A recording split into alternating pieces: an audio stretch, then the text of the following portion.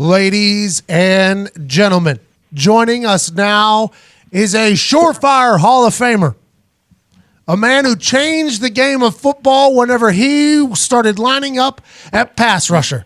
He's a Super Bowl champion, a 5-time Pro Bowler, first-team All-Pro, second-team All-Pro, AFC Defensive Player of the Year, led the league in sacks in 2013.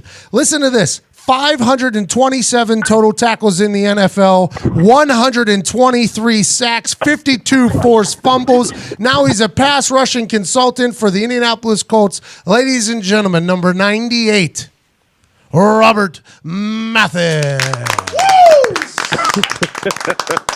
Man, it was a hell of an intro, man. I might need to hire you permanently. I got you, dog. You got a hell of a resume. And also, you're starting off this thing called Gridiron Gang with former teammate of mine, Daniel Muir, which is football training. I'm excited to hear about that. But let's dive right into the NFL.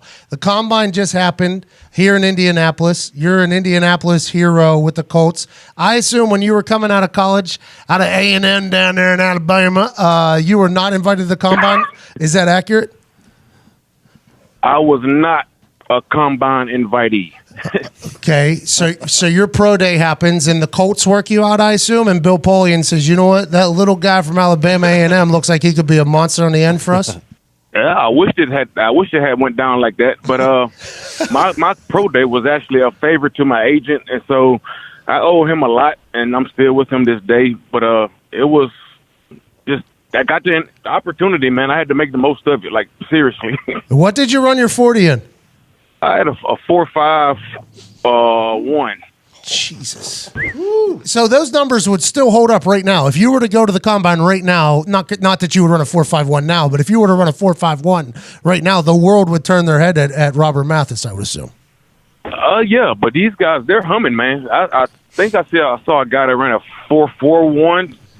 Something like that, like, oh man, a big dude, player looking dude, power forward. Okay, so that was actually a comment of the weekend, is that everybody's much faster. It looks like there's a lot more basketball bodies happening at tight end and at defensive end. What is your take on like the transition of what football players are becoming and what football is becoming?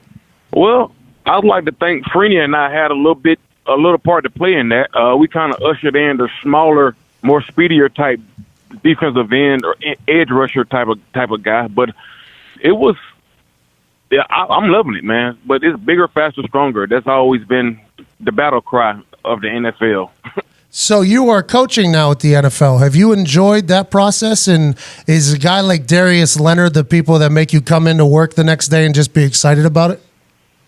Yeah, man. I'm very happy because our backgrounds is eerily similar.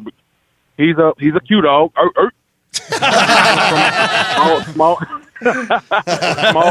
suit, HBC, and he had to get it. He has that chip on his shoulder, man, and it drives him. And he's a humble kid, so he definitely makes it worthwhile coming in. I think anybody who thinks of the Indianapolis Colts outside of Indianapolis, they obviously think of Peyton Manning and his big forehead first. They're like, okay, that guy, Peyton Manning did it. Then they start thinking of and they have to think of 98 and 93 Boulevard that you should just meet at fucking quarterbacks on a regular basis. Did you and Freeney used to compete to who could get to the quarterback first? And when did you guys realize that you were a real tag team that nobody could really fuck with? There was always. By the way, it's 9893. Bring the Heat Boulevard. So get it right, keep it right. All right, sir. But that's on me. That's on me. Too many vitamins. After it was my 4th season, his 5th. We just hey man, we got something going here as far as like the duo. But it was always I had to earn my seat at the table, man. He was humming.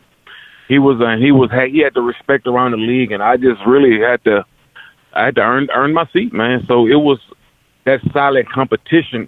It was never hate. It was like he got a sack early. It was like, damn, I gotta tighten up. I gotta get there. Vice versa. But it was I was his biggest cheerleader, and he was mine. But it was ultimately get to this quarterback, and we certainly stole a lot of sacks from each other. And I believe he would be in that 200 range. if it weren't for myself. Well, I mean, I think for both of you, though, you hope because they couldn't double chip. They couldn't chip on both sides. So I think it was a nice setup for both of you. Whenever you're a DN, Dwight Freeney was on NFL Network, and he compared a guy to you because he had so much speed. What are you trying to do? You're trying to get off the ball faster than the tackle? Is that just the key to the game, point blank, period? And what are little tips or tricks to be able to do that? Do you study the quarterback's rhythm? Do you study his cadence? Do you study the center? What do you do? Oh man, it starts with get off, and anything moves on an offensive line or anybody on that line, because once they get set, they're not supposed to move, but they do. But the referees don't see it because they're behind the quarterback, and that's another story. But no, it's anything that moves or twitch, you let it burn. It's because the game is speed, so you try to you study whatever you do to try to get an edge, and film study. Pre-snap reads, post-snap reads, any type of conversations going on between the tight end and an offensive tackle to indicate pass. It's a lot that goes in it, but all needs to happen within that 30 to 40 second span each play. I think I learned from watching you and Freeney is that it really is a chess game. Like Freeney was talking how he would set people up. He's like, all right, I'll give this guy a power, and he thinks it's all that coming the entire time, and then whammy, out of nowhere, the figure skating spin move, the fucking sports science, so I said Dwight Freeney had. But is it that much thinking going on and that much strategizing happening between the tackle and the D end at all times?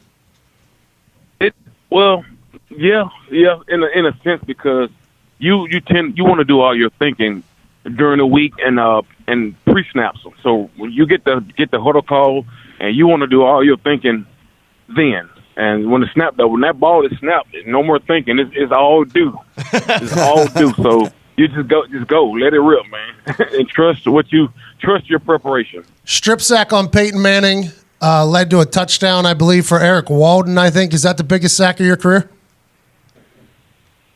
Hell no. Okay. I am so sorry. I had no idea. I thought that might be your favorite one. If I'm wrong there, that's on me. I think that's probably the most popular one, but it's definitely Tom Brady all day. How come? Because you're an Indianapolis Colt, or just because Tom Brady going to be the greatest football player of all time whenever he's done? A and B. Hey, man, I got in there. That whole rivalry, man. It was. I feel it was the greatest rivalry of all time. But it was more Brady versus Manning. But I think everybody else had a little something to do with it. Even the guy that blew up the kick return on the sideline, the Denver game. Just a kicker punter guy. Yeah, easy. No, but I was going to say this. I came in at the tail end of that, the rivalry with the Patriots, and that was a real thing. That was an awesome run. And now, granted, here in the last couple of years, it's been a pretty bad performance. It's been a one-way street there. Yeah. But back in the day, those games were awesome. I mean, I feel like that original regime, the Polian regime, that team, the way business was handled was much different than towards the end of my career. And you don't have to say anything, and I won't say anything else about that either. But are you seeing that it's kind of getting back on track in that Colts building? I feel like the building kind of lost its mojo there for a while. Is the Colts building kind of getting back on the right path? Absolutely, man. Ballard, him and Frank, man, I love the future for this Colts organization, because these two guys, they get it, man, and they get it, and they work together. They're in sync, and it's awesome seeing what they're doing, man, to see how they work together. What's your future look like? Because right now you're a pass rush consultant for the Colts, which could mean a number of things. That means that they just have you basically in their umbrella, hoping that you share wisdom with anybody on the defense, also the pass rushers, obviously. Is coaching something you want to get into and you've enjoyed, or are you going to move forward into entrepreneurial stuff? What are you thinking? Yeah, I like development, and I like guys that hate quarterbacks. And, those are guys close to my own heart. But it's wherever the wind blows me, and so I just want to teach guys what I was taught, and to carry the torch, man. Really, the NFL has gotten softer on quarterbacks. Your thoughts? True, but it's I think, man, it needs to be addressed, honestly, because you can't play football. You can't tackle them. So you're going to get me going off on a tangent, man. Go. I don't think you can shut off, man. Well, once I start. Hey, we got an editor. Honestly, if you go too far, we can take it back. But honestly, I think it's something that should be talked about because fantasy numbers are up, scoring's up, the rate of play is faster. They're saying they're keeping quarterbacks healthier. There's all this spin zone towards why a quarterback-friendly rule system should be the way the NFL is. But there's an entire group of men who are making money trying to make plays on the other side of that I feel like get forgotten a bit whenever these rules get talked about. It's a domino effect in every sense of the word because these guys are getting fined. You go tackle a quarterback and you get a flag and you get fined, and it's a catch-22 because they're doing what they're coached to do. So if you don't tackle this quarterback the way you're told to, you may get cut. But if you tackle him, you're going to get fined. And so, what are you to do? I don't know, honestly. I have no idea. That's why I prefer to just go helmet to helmet. That was a trick question. That's why I just want helmet to helmet, Robert. You saw me. Oh, man. Hey, you have to be a special player now. You know? Yeah. Who's the best player in the NFL right now? Darius Leonard. No, I'll go, I'm going pass rusher. Aaron Donald. Is he something that other pass rushers watch and say, you know what, a lot of respect for that? I would assume, Robert, you're going to be a first ballot Hall of Famer. I mean, that's your words carry a lot of weight. If you were to compliment somebody, that would mean a lot regardless of where you said it, when you said it. When you watch Aaron Donald play, do you just appreciate how he plays the game and approaches the game and shit like that? Absolutely. He doesn't rely on talent, man. He has a boatload of talent, but remember, he was very undersized by the expert analysis and all that, but he's a technician. He everything goes together. The technique, the fundamentals, the get off, the tenacity, the power. Man, he makes everything in sync. And so what you get is a guy that gets double teamed the most in the NFL, yet has the most sacks in the NFL 2 years in a row. So he's special, man. I saw a video of him before the Super Bowl, literally talking to himself, like, come on, Aaron, make the big play. Be the man who makes a big play. They had him mic'd up, and normally they don't show that. What were you like before the games? Were you kind of a quiet, cerebral guy? Did you enjoy listening to music to get hyped up? Did whenever people talk to you, did that work, or were you just kind of in your own world? Yeah, I was the quiet type. I listened to my music, the 3 6 Mafia, the T.I.s and Jeezy type music, and I did talk to myself just like Aaron Donald, like, hey, Robert, it's time to make a play. Let's make a play. You don't have a sack yet, so you suck. You garbage. That type of stuff. I want to let you know, I used to talk to myself a lot, and it was almost one of the reasons why I didn't want to get mic'd up. I didn't want to get mic'd up because I was like, I don't want these people hearing me talking to myself before a punt. Hey, don't fuck this up. Now, big ball, don't be a little bitch.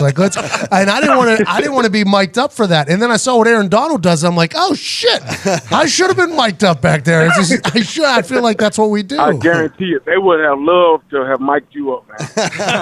I've been asked numerous times. I feel like I was a pretty positive influence on the sideline during games. Is that an accurate assessment? Yeah, almost to a distraction standpoint, man. I had to get away from you during game time, man. There would be a big pick or whatever, and the whole defense would, they do their entire celebration, everybody, right? And then they would sit down and it would kind of die down.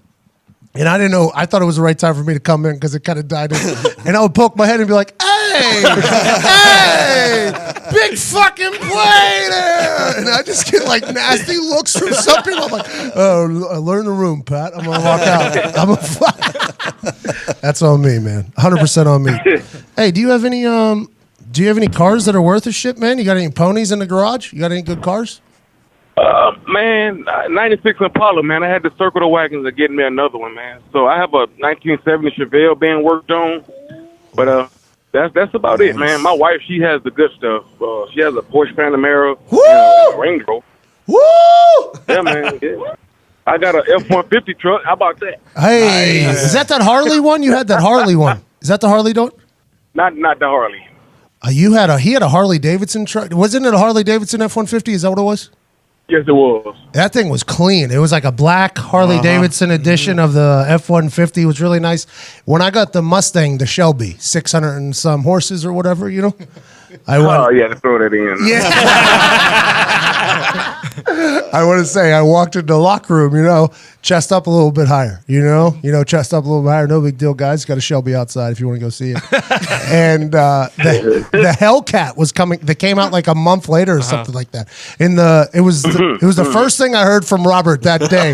It was like, wait till I get that Hellcat. And he just looked at me and I was like, I ain't never been more scared in my life. Like, I'm gonna shut her down. Robert, you're one of these guys that if you were to walk into any place, I've said this on numerous occasions, you would scare the fuck out of most white people, but you're one of the nicest people in the locker room I've ever encountered. Honestly. No, it's all good, man. Looks can be deceiving. I'm a playful jokester type. A lot. Not a lot. Yeah, a lot. But you're also like... I kick a little ass every now and then. Yeah, but you were like an incredible teammate. A lot of people should not be talking to the punter, like especially as a rookie. I hung out with Joseph Adai a bit and Clint Session a good amount. We enjoyed the vitamins. We enjoyed the vitamins together. But at Super Bowl week, you came over and talked to me, and you gave me like a compliment and then walked away. And I was like, what the fuck was that? To Vinatieri. Vinatieri was like, what? I was like, that was like the coolest thing that's ever happened to me in my entire life. Robert Mathis should not be talking to me the way he just did. You're a fucking good guy, man. Every NFL team wishes they had a Robert Mathis, and the Colts are lucky to have had you. Oh, man, I appreciate it, man. You was a hell of a teammate. Consider your brother, man. Oh, that means a lot. If I ever get into some shit, I'm calling you immediately. Hey, I'll ride, man. Show up in that Chevelle. Hey, we have a little thing called The Room Wants to Know, where the rest of the guys in here ask their question that they have for you. Do you mind if we do that right now? Yeah, let's do it. Okay, Todd McComas, 21-year state police. Don't hold that against him. Stand-up comedian, not a bad guy. Todd, diehard Colts fan. Yeah, hey, Robert, big fan, like Pat said. You had a storied career, first ballot Hall of Fame worthy, definitely. So when I think back on your career as a fan, and what's the one thing that you hope I take away from your time in the NFL? What's the thing you want to be remembered for the most? I played hard, man, and tried to do it the right way, and I respected everyone. Nice. By the way, very accurate assessment there. I don't think. Wait, whenever you came out of the. Oh yeah, and I hated quarterbacks. What was it? QB hater was on your goddamn softball thing every single year, or I hate QBs. What is it? I hate QBs. Yes. Yeah, I hate you. I change it up every year. So he has this softball tournament every year that he raises money for Indiana Wish or Wish Indiana. It's like Make-A-Wish for Indiana kids. Yeah. It's an incredible thing. It's really Indiana. What is it? Indiana Children's Wish Fund. Yeah, it's a staple of our community. Really, to be honest, you've been doing it for so long. And I got kicked out the last time I went. I actually yelled at the umpire, got kicked out. He deserved it. So fuck that guy. I'm joking. It was a great exit, by the way. It's something I recommend to anybody that's in that softball game. But you had this shirt that says like I hate QBs or whatever, and it was on a local news channel, and you were literally standing right next to Andrew Luck, and they were doing an interview with both of you. And I was like, I wonder if Andrew at all was like, well, this is weird. Next guy's name is Diggs. He's an Italian. Robert, you had a strip sack basically 50% of the time that you got the quarterback. Did you have a single move, or was this like a tomahawk chop, or did you just strictly go after the ball and just figure the quarterback wasn't going to be able to throw it without the ball? What was your go-to move? Oh, it was always secure the tackle and tomahawk. I used to watch Derek Thomas, the old Kansas City Chief. as a child, he was one of my idols, and that was his move. He beats his guy, and he comes barreling down and separate quarterback from the ball, man. Literally 50% of the time is quite an impressive feat. Yeah. Wait, hold on. The strip sacks don't count, right? Yeah, and they're still not an official stat. I appreciate that plug. That was a good alley-oop. I appreciate that. Well, I remember you saying something. I don't know if it was you. I was eavesdropping in a conversation that you were having. I think it might have been maybe in the cafeteria or whatever, and that was what it was said. Basically, the strip sacks don't count. Like his sack number should be even more than that's an absurd thing that the NFL doesn't do that. Yeah, it's unofficial because that's more money they'd have to give up, but it's all good. It's unofficial. Hey, that's like punters. Their punts count from 10 yards behind a line of scrimmage, where field goal yardage counts from where it's kicked. I mean, they try to screw over punters. Oh, wow. Yeah. Yeah, I don't like it either. Never knew that. Next, really? You didn't know that? I did not.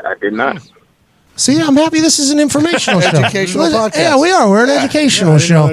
Next guy's name is Frank. He's also an Italian. Robert, your hate for QBs is palpable. I can sense it and hear it through these headphones. I can feel it.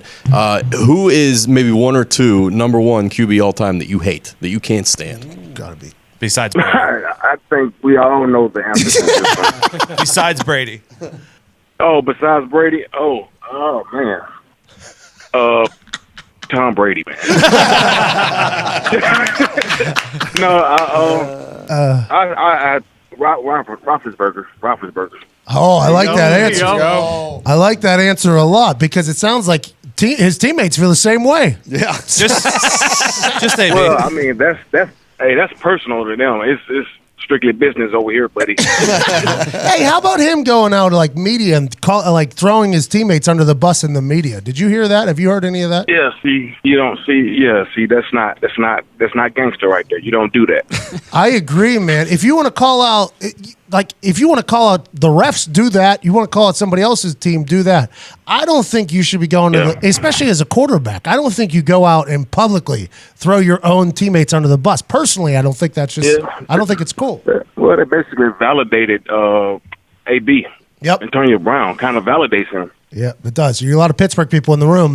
They're all in on the Roethlisberger trend. I think they're on the wrong track. Suck on that, my friend. Right. Jeffrey Gorman. You remember Gorman? Yes, I do. That's my man. Oh, okay. Big scene right there. Okay, couple things about Robert. Okay. Speak only when spoken to, and cut him a wide berth. That's what I did for many years.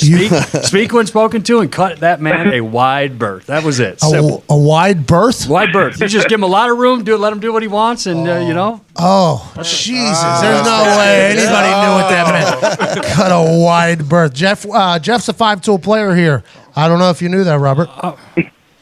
All right, Robert, I got a did not. Okay, NFL career of all the plays that you've had, over thousands of plays that you've had, what percentage have you been held on by the opposition? Great question. Nice. Oh my God. 97%. I'd hold you. They're some holding bastards. They're holding bastards. Hey, my favorite Robert Mathis play came from training camp, and they have one-on-ones. Right, first day you put pads on, they have one-on-ones, and it's always DN versus tackle, and then they got a little pad up as the quarterback. The center gets to snap it. So poor Anthony Costanzo used to have to line up one-on-one out there on an island with Robert Mathis. First day of pads too, so everybody's feeling good. They snap the ball on a stick, or might be an actual snap. Robert takes like 3 steps up the field. What'd you hit? A fake spin move. Do you remember? Yeah, you fucking remember it for sure. It was the most embarrassing thing I've ever seen in my life.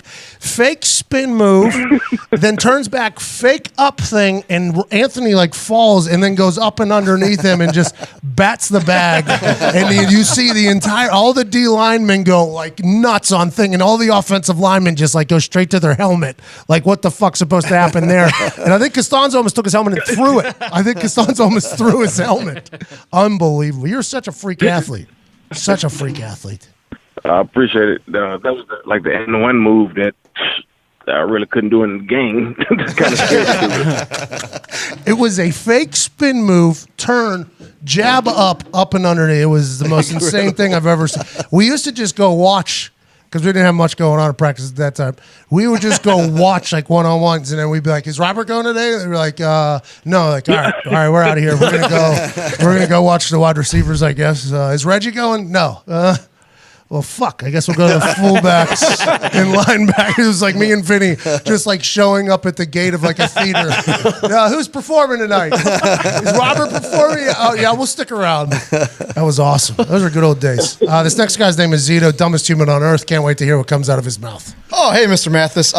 When you're coaching, do you ever want to throw the pads on and do some drills with the boys? Oh, a lot. But as the season progressed, it was like, nah, I'm okay because these youngsters, they're hitting out here. So my time is up, and so I'm okay watching them hit. So you've gotten past the itch of getting back into football? Yeah, it's just almost totally out of my system, but playoff time,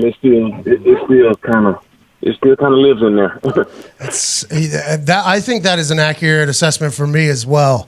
It was like watching a regular season. It was like, yeah, I don't really miss the whole grind every single day for this. Right. And then the playoffs happen. It's like, man, those were some electric moments. Some electric moments. This next guy's a diehard Patriot fan, Robert. Name's Connor. You can say whatever you need to say to him. Hey, Robert. Great to meet you. You're a really great guy. Who's the toughest quarterback you had to run against? You know, you got the wheels. We've understood that. But who's the hardest to catch aside from Tom Brady? You think Tom Brady's tough to get? Well, Impossible. Brady's not hard to catch. He just gets rid of the ball. He phrased it badly. I say Drew Brees, man. His pocket awareness is second to none, man. He gets rid of the football, and he just feels the pressure. So I'd say him, Drew Brees. Huh. Hey, Kyler Murray drawing a lot of comparisons to Drew Brees, to Russell Wilson, to Baker Mayfield, to everybody basically. You think he's going to be a good player in the league? He's a quarterback. I don't care. Let's talk about Bosa. I'd rather talk about Bosa.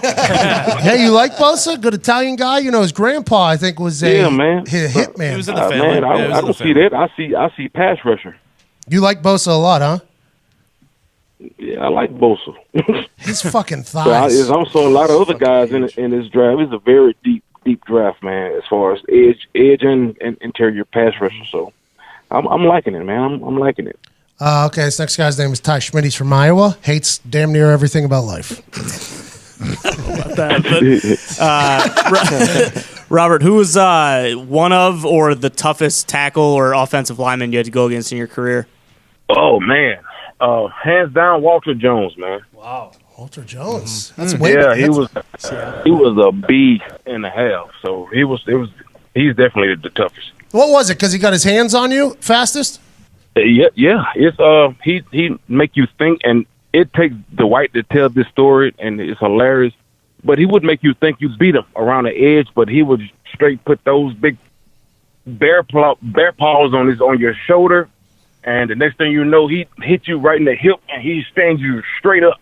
And that was the first time that ever happened because that was a different type of technique. So we trying to dip our shoulder, run the corner. He catches you, and usually he just kind of pops your back. It was like, what the hell? It's like you stopped in place, man. Thinking about you and Dwight going back to the huddle, be like, this motherfucker just, hey, what the fuck? Hey, this guy just, hey, did you see what he is? That's hysterical. Well, Robert, we appreciate you, man. Gridiron Gang. How can people find it? How can people get behind it? What can we get doing here for it? Hey, proxathlete.com. We are up and running, and we are still under construction, but Grand Park, come on out. And we're going to officially launch it this week. So look out for it. All contact info will be on deck. So look out for it because we're coming and we got next. Hey, that's awesome. I can't wait to watch it grow, watch the empire build. I think we have to have a kicking camp of some sort and let Gridiron Gang run that thing. We'll have a good time with it. Yeah, let's go. Punch, snap, and kick. Pat McAfee, Adam Vinatieri, Justin Snow. Let's get it, man. The gang's all here. Let's go, baby. Hey, as long as there's music playing, I'm in. Hey, you sent quite a hostile fucking tweet to me just a couple weeks ago. I had people asking me if Robert Mathis was going to beat me up. You know, hey, man, I've been trying to get in on this investment opportunity. Was 2010, 11, whatever the hell you came in the league. And you would never let me in on it, man. So I think I owe you an ass kicking. Hey, you cost me $1 million, man. Hey, I want to let you know the investment door is hotter than it's ever been, and we can get you in at the original rate. That is no problem at all. Ladies and gentlemen, Hall of Famer, Gridiron Gang founder, great teammate, and just a great dude in general. Ladies and gentlemen, Robert Mathis. Thank you, Robert. Appreciate it, man. Thanks, man. Hey, I'm trying to get that Monday Night Football gig, too. I think I'll make Mondays hilarious. Oh, my goodness, boy. That'll be that'll be awesome. Must-see TV. We'll see how it goes. Robert, thank you so much. Tell the family we said thanks for your time, too. All right, man. Take care. See ya.